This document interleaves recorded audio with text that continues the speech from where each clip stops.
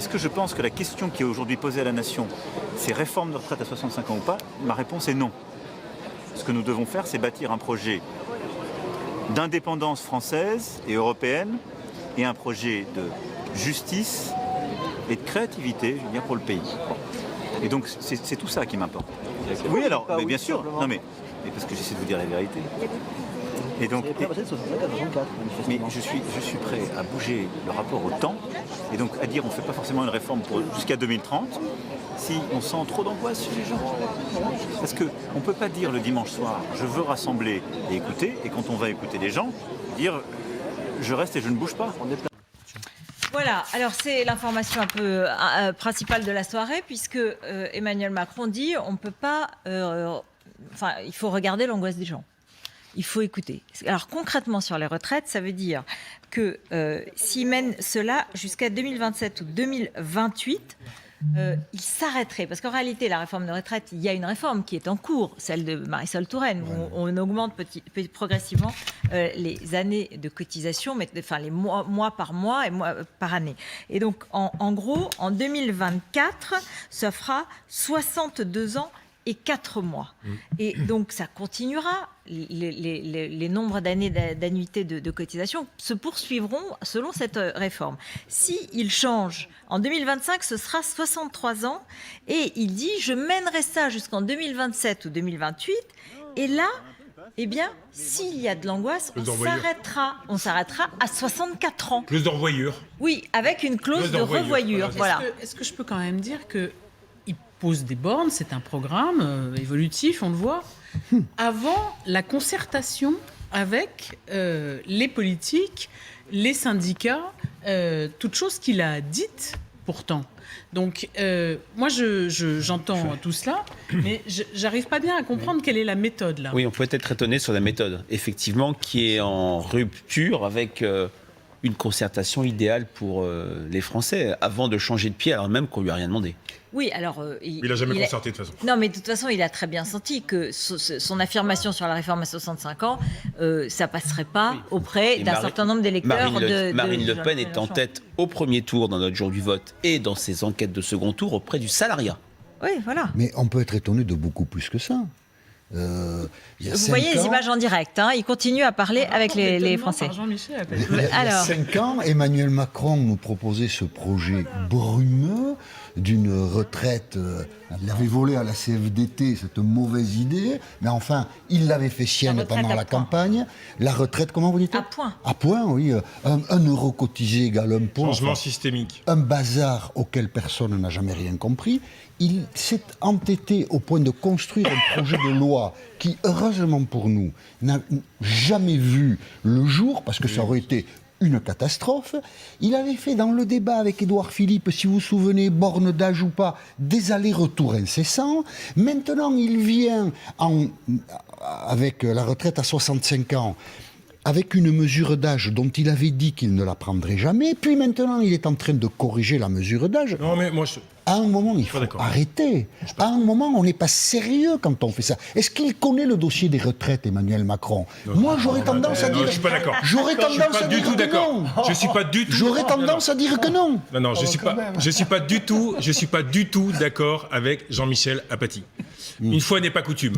On peut pas à la fois reprocher à Emmanuel Macron d'être droit dans ses bottes, de faire une campagne totalement sur son projet, en n'écoutant personne et en étant sur les Olympes, et au moment où il écoute le terrain et il envoie des signaux à une grande partie de la gauche, puisque c'est l'électorat mélenchoniste qui détient en partie une des clés de la victoire, en lui reprochant. Il faut savoir ce qu'on veut. Deuxièmement, oui, il connaît évidemment le débat sur les retraites. Il faut quand même pas rigoler. Oh, je me pose la question. Hein. Non. Non. Et troisièmement, je peux vous dire que il y a beaucoup de gens, c'est un débat vraiment très sérieux, les retraites. Il y a beaucoup de gens, c'est pas théorique, c'est pas un débat comme ça. Il y a vraiment des gens pour qui 1 an de travail en plus, ça compte beaucoup. Bien sûr, et dans les déterminants, du vote, pour avoir parlé avec énormément de gens, il y a des gens qui votent en disant on m'a proposé ça concrètement, j'ai voté Mélenchon parce qu'il y avait ça, beaucoup de jeunes ont voté Marine Le Pen parce qu'il n'y avait pas d'impôt d'impôt sur le revenu jusqu'à 30 ans. C'est con. concret. Donc Emmanuel Macron a raison de bouger et on ne peut pas lui reprocher tout et son contraire. N'oublions pas que la réforme des retraites, il faut revenir à 2017, c'est un marqueur de la campagne présidentielle d'Emmanuel Macron depuis le démarrage, depuis 2017. Ça a été vraiment un des points les plus importants de son programme. Et quand il l'a stoppé, comme il y a eu cette espèce de pause, de moratoire, enfin selon le terme, le Covid. il a, voilà, absolument, avec le Covid, il a bien dit, il n'a jamais lâché. C'est-à-dire qu'il a dit, nous en reparlerons, nous y reviendrons, je ne lâcherai pas, parce qu'il y a beaucoup de politiques qui auraient Il lâche pas, là. évacué ça. Là, il lâche pas. Il lâche pas. C'est ça qui est intéressant, c'est qu'il lâche pas. Il propose de faire. Excusez-moi, il juste. revient, il écoute, il essaie d'adapter. Il propose de faire la réforme qu'il ne voulait pas faire en 2017. Oui. Et c'est ce Il a qu'il a raison, opposé à son mais il a Premier ministre. raison. Mais deux. Il est pragmatique. Il est pragmatique. Vous reprochez tout. Non, Francis, il écoute la base. Non, On peut imaginer. On peut pas faire tout et son contraire, Jean-Michel. On peut imaginer que dans le débat face à Marine Le Pen, qui n'y connaît pas beaucoup plus que lui, me semble-t-il, pourra lui dire. Non, mais là. Jean-Michel, vous êtes trop. Pourra lui dire. Non, vous rabaissez tout. Pourra lui dire. Écoutez, vous changez La ça. politique, c'est sérieux. Oh là, mais c'est une cour de récréation ici, là. Oh, ça va pas du tout. Ils impostent. Ministre des retraites. Ministre des retraites, c'est ça. Marine Le Pen, elle aussi. Attendez, est-ce qu'on peut quand même dire que pour l'électorat Mélenchon, passer la retraite À mettre 60 comme ans. borne de 65 à 64 ans, ça ne sera pas suffisant. Et que, quoi qu'il se passe lors de cette élection, de toute façon, il va y avoir une poussée sociale très forte. Voilà, je trouve ce vocable parce qu'on ne sait pas exactement sous quelle forme ça prendra. C'est pas 65 ans ou 64 ans. Les électeurs ont entendu Jean-Luc Mélenchon parler de la retraite à 60 ans.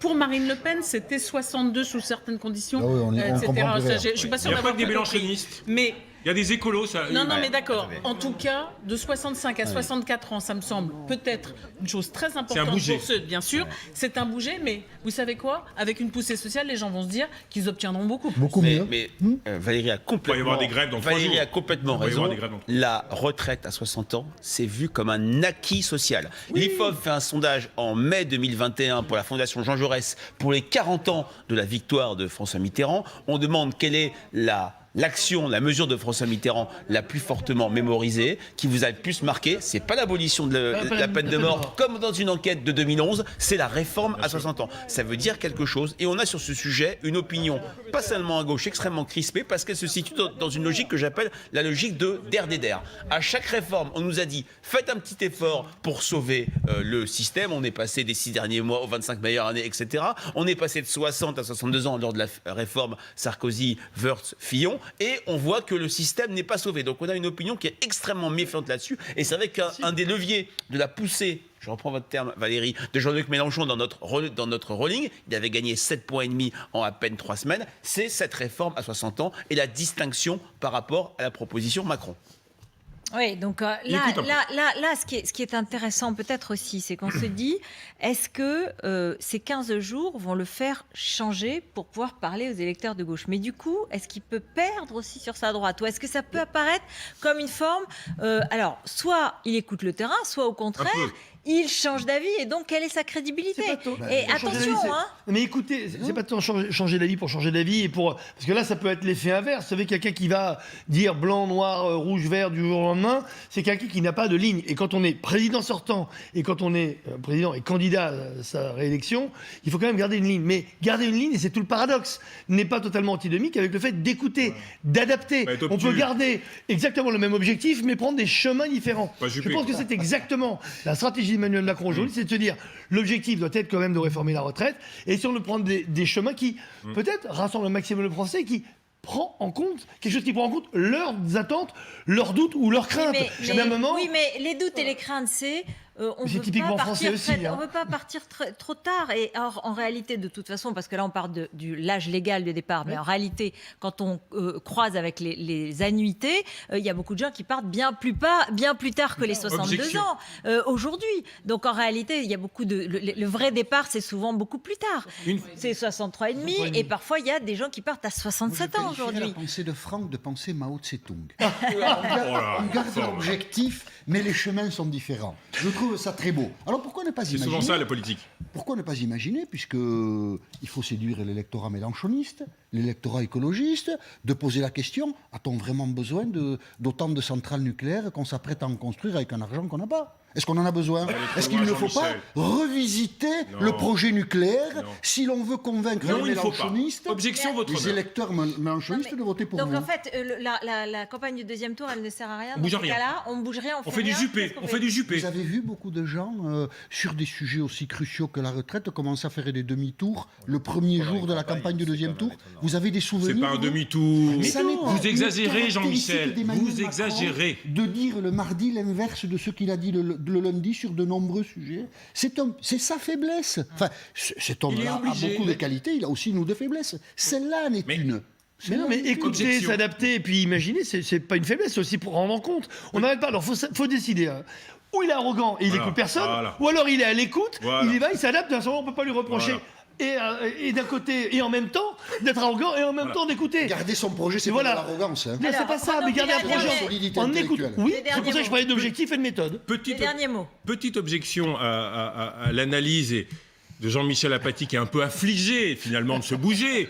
Eh bien, on se retrouve là avec quand même Emmanuel Macron. Je suis d'accord, une chose avec vous. Attention au claquage. De toute façon, Le Pen et Macron sont obligés de faire un grand écart. Mais effectivement, il faut savoir faire du yoga, il faut être souple.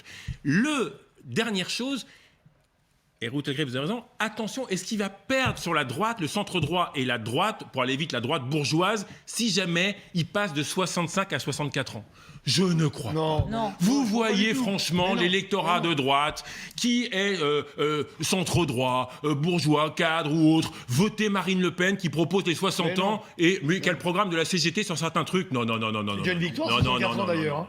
Oui, In fine, c'est une victoire. Mais hein. tous les deux candidats ont la même équation difficile. Marine Le Pen, elle doit s'adresser à l'extrême droite, les électeurs de Éric Zemmour, et à ceux de Jean-Luc Mélenchon, donc à l'extrême Et gauche. surtout à cela. Et Emmanuel Macron, il doit s'adresser à la droite de Valérie Pécresse et surtout à tous ceux qui ont voté pour des candidats de gauche. Tous les deux vont devoir faire effectivement des compromis. Ouais. La question est de savoir si, quitte à faire des compromis, est-ce qu'il faut le faire sur 1 an de retraite ou sur d'autres chantiers? Alors, on se retrouve dans un instant et on va parler de Marine Le Pen, de ce qu'elle a dit aujourd'hui, de la manière dont elle mène campagne et effectivement de son, en même temps, elle aussi, la façon dont elle doit gérer cette campagne et parler à plusieurs électorats différents. À tout de suite.